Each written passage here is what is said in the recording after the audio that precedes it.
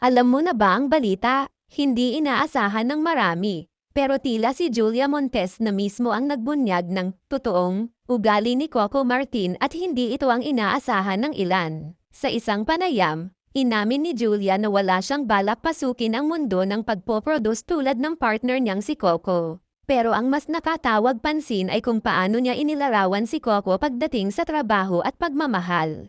Hindi siya selfish, minsan nakakalimutan pa niya yung sarili niya para lang mas mapaganda ang eksena ng ibang artista. Pag-amin ni Julia.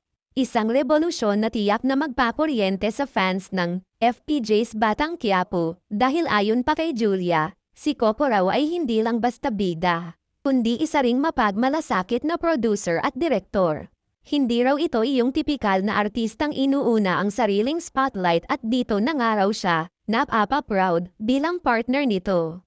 Ibinuking pa ni Julia na ibang klaseng magmahal si Coco hindi lang bilang kasintahan kundi pati sa set.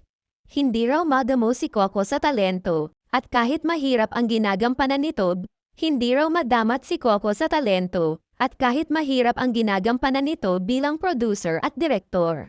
Sinisigurado raw nitong lahat ay nabibigyan ng moment sa kamera. Nai-share niya kung paano siya magmahal at maraming nakaka-experience niyan. Ani Julia, tila may laman at paaring.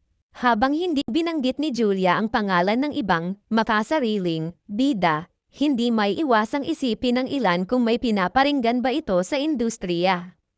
Intriga o hindi, isang bagay ang malinaw.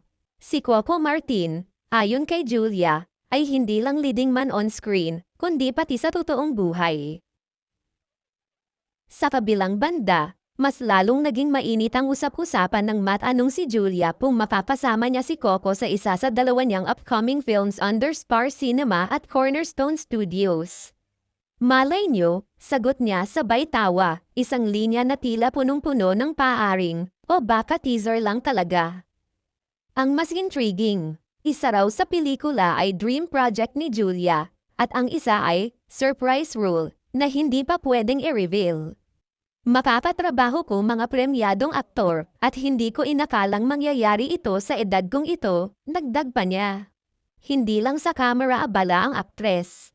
Operational na raw ang kanilang online food business, katuwang si Coco. Plano rin nilang magbukas ng maliit na restaurant sa Novaliches na tatawaging Recipes ni Lola, kung saan ihahain ang mga lutong bahay na literal na comfort food nila.